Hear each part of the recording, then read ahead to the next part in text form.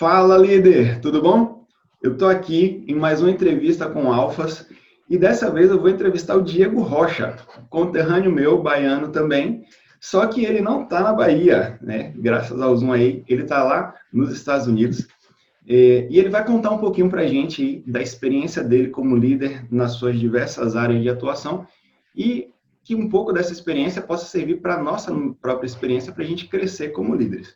Diego, muito obrigado por ter aceitado o convite de estar aqui com a gente. É um prazer estar com você. Fala aí um pouquinho a respeito de você, da sua experiência, o que você tem feito da vida aí nos States. Primeiramente, obrigado, Felipe, pelo convite. Eu acho que tem muitas outras opções melhores, mas me sinto honrado de ter me convidado aí. Espero contribuir de alguma maneira. Como você falou, eu sou natural da Bahia, né? Mas eu acho que eu me mudei para São Paulo para estudar, para fazer faculdade, estudei biologia lá em São Paulo. Nós nos conhecemos lá, né? Em São Paulo, lá no Colégio dos Desenvolvedores, lá no NASP, né? Em 2014, eu acho. Eu fiquei em São Paulo 10 anos, fiz faculdade lá, continuei, depois que eu terminei a faculdade, continuei em São Paulo trabalhando. E aí depois eu me mudei para os Estados Unidos, com 4 anos que estou aqui, e tentando melhorar aqui o idioma, né? Aprender o inglês também a gente desenvolveu aqui também com os gravadores, né? E é o que a gente vai poder falar um pouco hoje. Entendi. Então, hoje você também continua mexendo aí com os desbravadores aí nos Estados Unidos, Sim. né? Agora, Exatamente. Fala um pouquinho pra gente desse lenço aí, né? Tem gente aqui que não é desbravador, né? Às vezes que eles viram desbravadores aqui era com um lenço amarelo.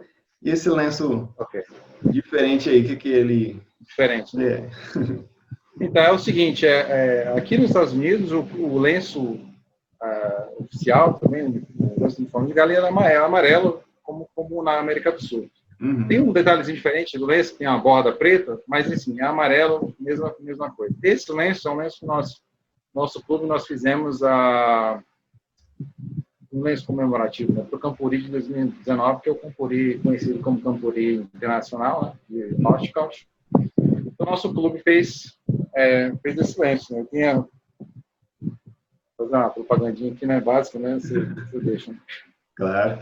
Não, enfim, o lenço tem 88 bandeiras que representam os países que participaram desse Campuri. Aqui atrás tem o logotipo do Campuri, a gente fez um bem bolado aí, uma mistura do logotipo do clube com o logotipo do Campuri, a gente fez, enfim.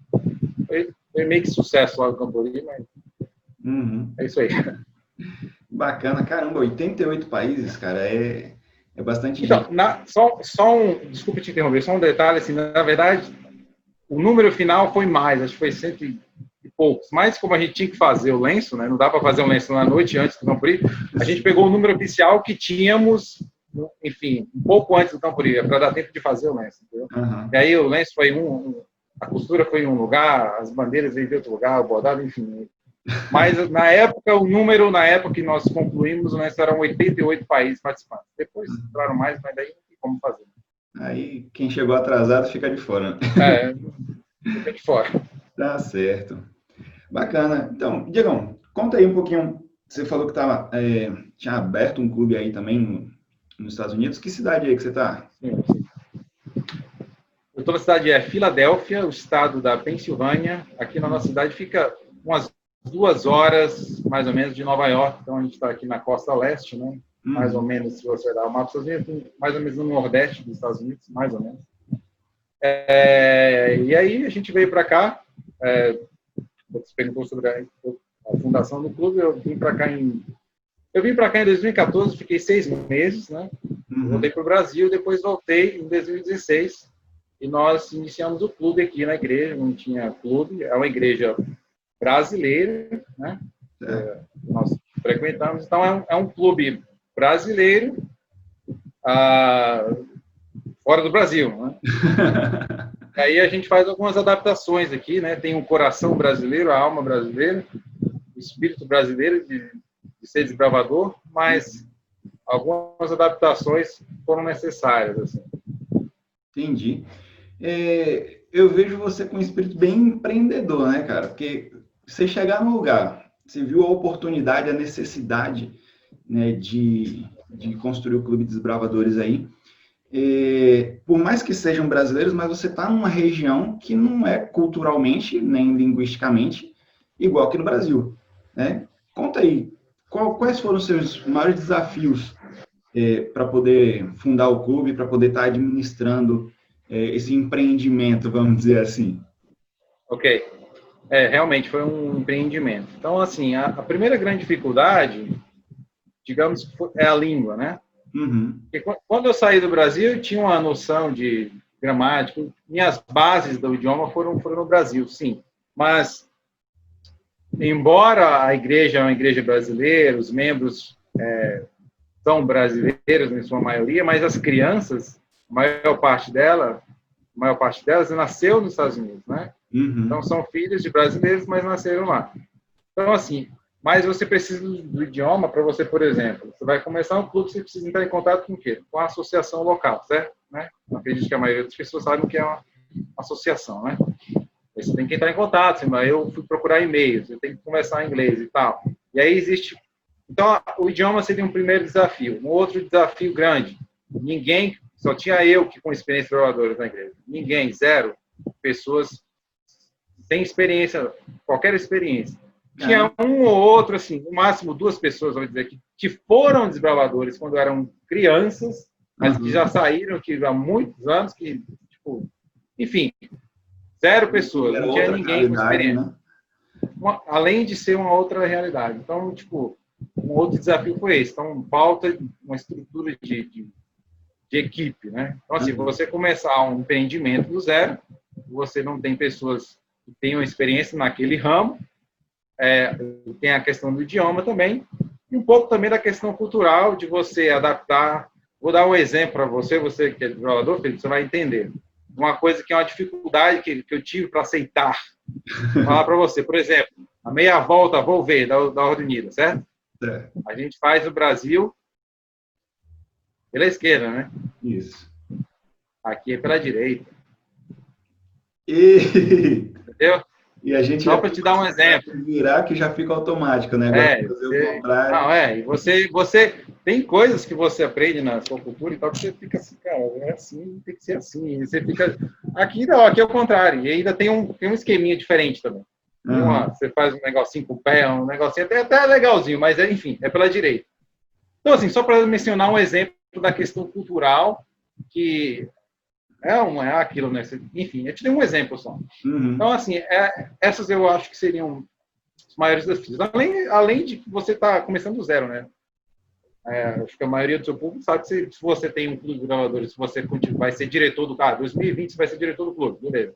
Mas o clube já existe uma estrutura, já tem conselheiros, já tem todo um corpo, você vai continuar o trabalho. É um pouco menos difícil, né? É mais fácil, é um pouco menos, mas começar um clube do zero. Enfim, eu sou grato a Deus que tive essa oportunidade aí.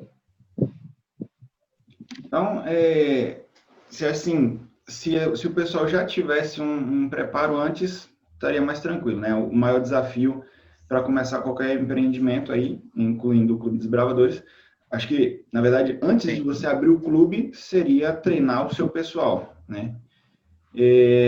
Como é que o pessoal aceitou essa ideia aí? Você chegar e falar assim, cara, tô com uma ideia muito louca, preciso de gente disposta a para isso.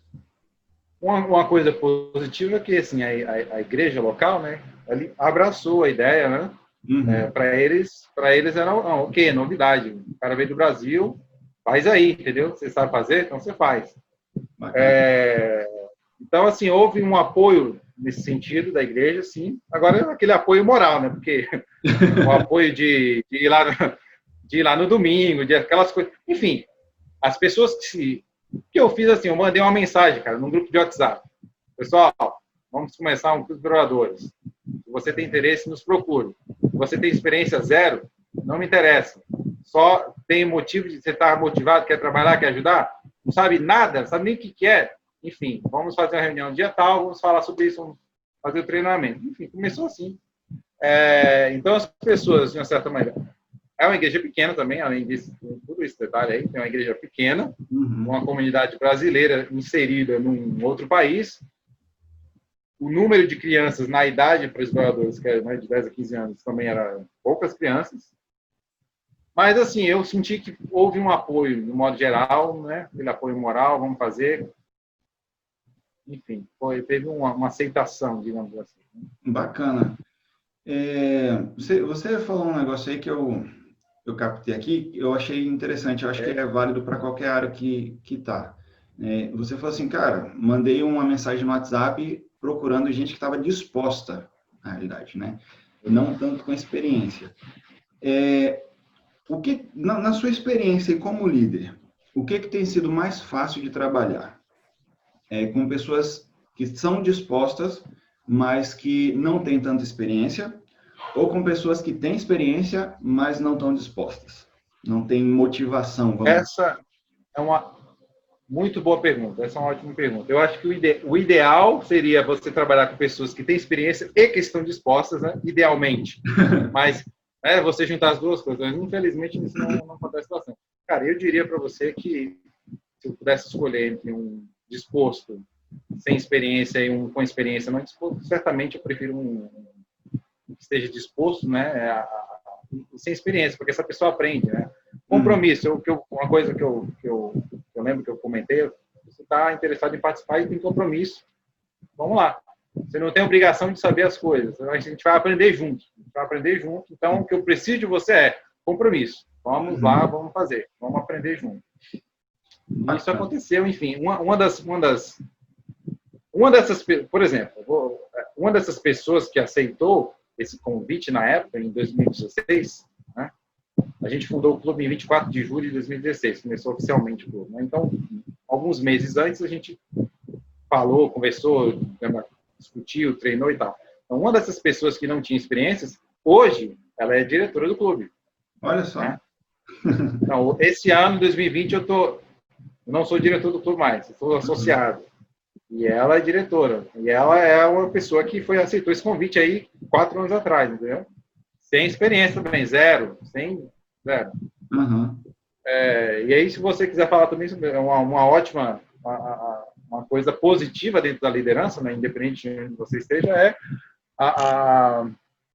quando você muda de figura, é algo positivo também, né? A sucessão de liderança é algo que é produtivo, né, para sua empresa, para qualquer instituição que você esteja. Além de você também pensar que você não vai estar lá para sempre, né? Você pode preparar, você pode, não, você deve, né?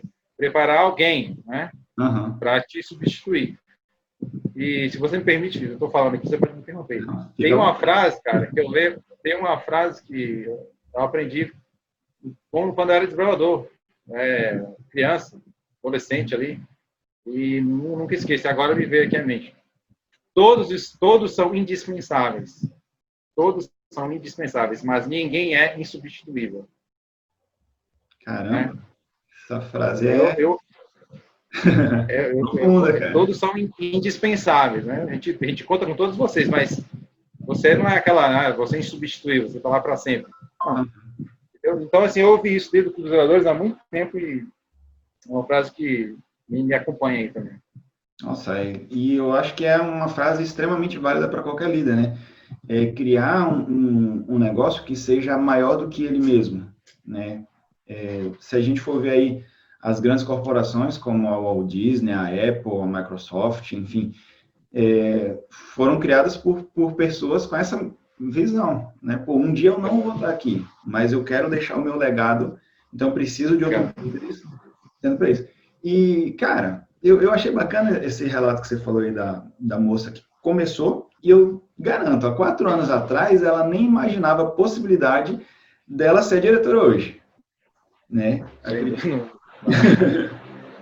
E isso me faz levantar uma outra questão, né? Existem muitas pessoas que a gente olha hoje que não se veem como líderes, mas que têm um potencial gigantesco, que se for bem treinado, se for bem desenvolvido, podem tranquilamente vir, inclusive, a ocupar o nosso lugar e deixar a gente livre para fazer outras atividades, né? Sim, sem dúvida. Eu acho que é extremamente importante a gente pensar nessa questão da substituição, né? de você treinar outras pessoas, de você gerar novos líderes, né? Treinar novos líderes. Isso é extremamente importante nesse processo de liderança. Uhum. E principalmente porque as coisas vão crescendo, né? O clube vai crescendo, você sozinho acaba não dando conta de fazer tudo. Mas fala aí, além desse desafio de cultura e de idioma, mas um desafio de situação. Qual foi o maior desafio que você enfrentou aí, não só aí nos Estados Unidos, né, mas na sua história como líder? É um ponto que te marcou, assim, que você falou, cara, passei por um perrengue grande, mas aprendi essa lição aqui. Você pode ter se saído bem ou não da situação, tá? Isso aí fica por sua conta. Tá. Mas é o que te marcou e que te deu uma... Tentando lembrar que essa pergunta veio de queima-roupa. Mas uma coisa que eu acabei de lembrar aqui, assim, eu fui diretor de clube também em 2002. Eu era muito jovem, cara. Era muito jovem. Uhum. Tinha o quê? 16 anos, claro. Foi quem que foi o louco que deixou um moleque de 16 anos ser diretor de clube. Mas, enfim, eu fui.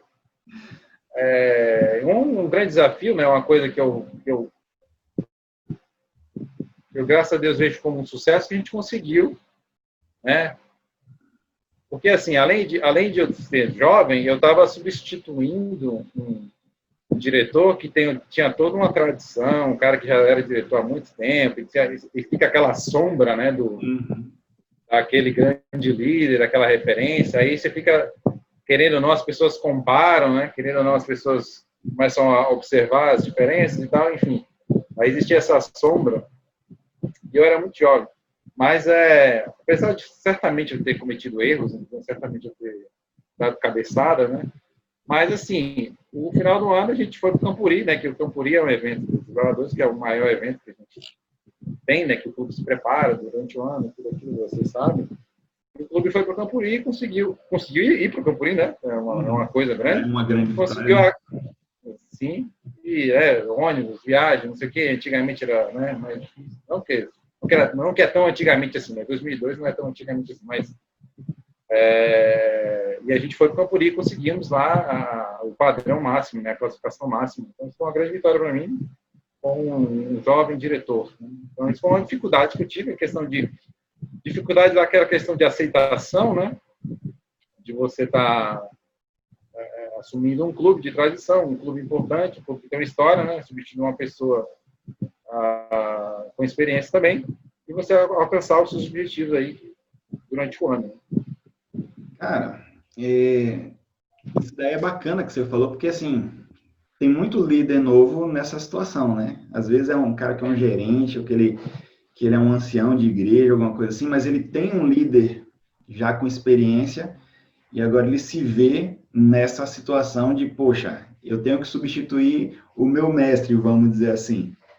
Que conselho que você daria para um líder nessa situação? O conselho que eu daria é o seguinte: é importante você ter mentores, né? É importante você ter referências, né? Referências humanas. Né? Nós acreditamos, né, que Jesus é a nossa maior referência, né? O maior exemplo de liderança, inclusive, a liderança servidora. Mas eu acho que é importante você ter mentores, né? Essas referências humanas, mas ao mesmo tempo ter em mente, você que é líder, você que enfim, tá tendo um entendimento, onde quer que seja, quaisquer áreas, que você também tem o seu próprio valor, né? Que você não precisa necessariamente imitar outra pessoa e fazer do mesmo jeito que a pessoa fez, que você pode estabelecer enfim, as pessoas têm estilos de liderança diferentes, as pessoas têm personalidades diferentes, tudo isso. Então, assim, ok, o que eu posso aprender com o líder X, o líder Y, legal, posso aplicar isso aqui, mas você tem seu próprio estilo também, você não precisa se preocupar tanto em ter que continuar o legado de fulano de tal, você vai iniciar o seu legado. Então, acho que o equilíbrio entre você aprender com os mentores, né, eu não estou querendo dizer que eu acho muito importante você valorizar, né, os pioneiros, as pessoas que estiveram trabalhando antes de você, eu acho importante isso, mas o outro lado da moeda é você entender que você tem também a liberdade de você continuar. Você não tem esse peso de que eu tenho que fazer assim porque outra pessoa fez. Entendeu? Acho que é importante você ter esse equilíbrio aí. Cara, Fantástico. Líder, você que está assistindo esse vídeo, anota isso daí que o Diego escreveu, tá? Tem os seus mentores, acerte com os erros deles, acerte com os acertos deles, principalmente, né? Onde eles já acertaram, continue acertando, mas se dê o direito de ter os seus próprios acertos e de ter os seus próprios erros, né? Escreva a sua história, entra nesse equilíbrio. Cara, fantástico esse conselho. Eu mesmo gostaria de ter tido esse conselho. Manda aí, manda. Posso dar uma outra, assim, falando um pouco da minha realidade, uma estratégia, né, talvez uma dica que eu... Uma coisa que eu fiz, por exemplo, como eu falei, quando eu iniciei o clube aqui, eu tinha que estar em contato com a associação local, né, entender um pouco, tipo assim, vamos ter, por exemplo, investidura de... Né, não chama mais de investidura de né, é admissão nessa agora. Né? Admissão. Então, eu estou desatualizado, enfim. Admissão, como é que é? Aqui eles chamam de induction, é tipo uma indução. Eu não posso, eu tenho que chamar a associação para fazer as coisas, tudo, eu tenho que ter contratação. Uma estratégia que eu tive, antes de começar o clube, o que eu procurei fazer? Procurei uma pessoa da igreja que falava inglês perfeitamente. Sim. Para me ajudar. Entendeu? Para me ajudar, ué. Porque eu preciso E essa pessoa foi a secretária do clube. E ela diz hoje que, enfim, ela disse a versão dela que eu chamei, que eu falei coisa que depois ela acabou fazendo coisa que eu não falei.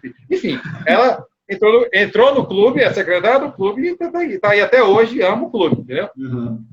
Mas, enfim, você não precisa, então a dica é, mas eu não tenho determinada habilidade para fazer isso. Você não precisa ter todas as habilidades.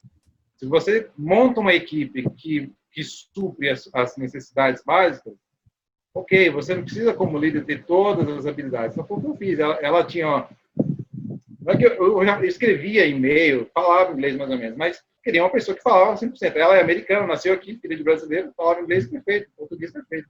Então, foi bom nesse aspecto. Entendeu? Então, eu adquiri estrategicamente uma pessoa que ia me ajudar nesse aspecto. Então, acho que é uma dica importante também. Você pode buscar pessoas, né, seu time, sua equipe, né, para poder contribuir no processo. Cara, muito boa essa daí. A gente tem aí diretores, gerentes, enfim, que por estarem começando agora acabam tentando centralizar, né, todas as tarefas em si.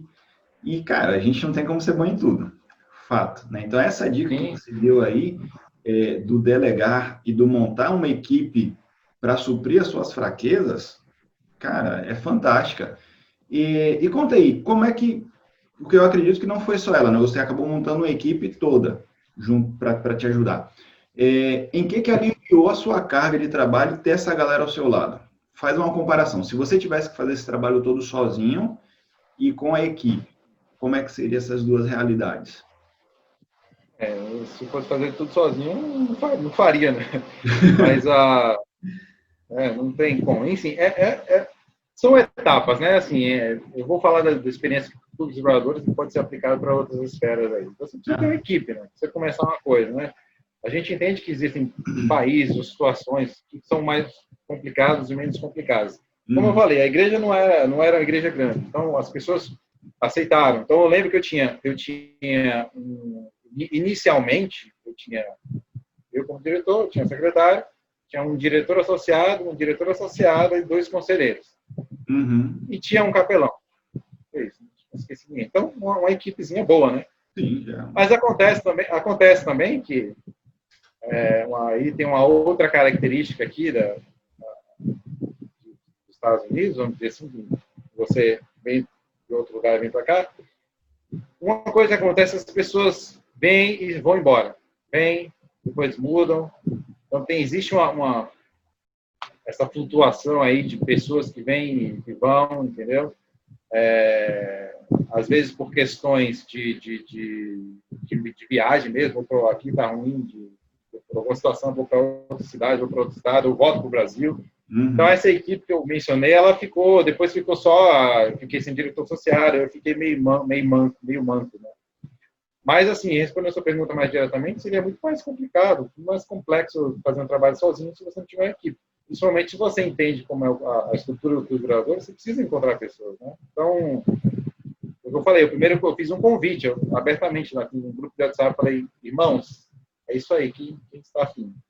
E você vai garimpando, né? E essa, na verdade, é uma realidade que a gente enfrenta dificuldades até hoje, que é a equipe. Pessoas que querem se comprometer, pessoas que estejam realmente envolvidas, comprometidas, né, com o Ministério. Uhum. E aí você vai ter que ficar mantendo essa renovação de pessoal aí, treinando o pessoal, porque eu acredito que até o pessoal daí, né, vamos chamar assim, os nativos, né, assumirem aí a próxima geração de desbravadores, crescerem e fazerem a próxima diretoria, né? Acaba sendo um discipulado. Cara, muito bacana até agora, mas agora eu vou jogar uma pergunta aí que a gente não tinha combinado, beleza? Pergunta bomba. Pergunta bomba. No começo da sua carreira como líder, tá? Se você pudesse voltar no tempo agora e se dar um conselho para quando você começou, que conselho que você gostaria de ter recebido? Boa pergunta. Cara, não é... A coisa que eu estou pensando aqui não é nem porque... É um conselho realmente que eu me daria. Esse que eu já dei aqui. Que é aquela questão do você ter mentores, mas que você tenha a sua liberdade, entendeu? Uhum. Então foi desafiador quando eu fui diretor pela primeira vez, eu era muito jovem. Então você é jovem, você é meio crianção ainda, meio... Você sabe que você tem aquela força de vontade, aquela paixão, mas um conselho, então, assim, aumentando um pouco, ampliando um pouco esse conselho, é importante você dar ouvido a algumas boas coisas que você escuta, mas também é importante você não dar ouvido para algumas coisas que se falam, entendeu? Você dá ouvido para algumas coisas, para algumas outras coisas você não precisa dar ouvido, entendeu? Algumas coisas são negativas, que não vão contribuir com a sua carreira, você bloqueia no sentido de isso aqui não vai me ajudar, então eu acho que eu me daria esse conselho, eu gostaria esse conselho aí, que eu acabei aprendendo na prática, provavelmente. Uhum. Pô, show de bola. Diegão, adorei essa entrevista aqui, esse bate-papo da gente. Eu peguei umas sacadas muito boas aqui, tá? Algumas eu frisei, outras não. Você, líder que está assistindo, coloca aqui qual foi a dica do Diego aí que você achou mais bacana. Mas eu gostei muito dessa sua última dica, cara, de não dar ouvido a tudo, né? A gente tem a experiência dos outros, mas a gente não tem que seguir tudo à risca, né? A gente tem que tomar as nossas próprias decisões como líder. Cara, muito bacana, muito obrigado mesmo, tá? Obrigadão por ter estado aí com a gente. E você, líder, gostou dessa entrevista aqui? Deixa o seu like, tá? Comenta aí.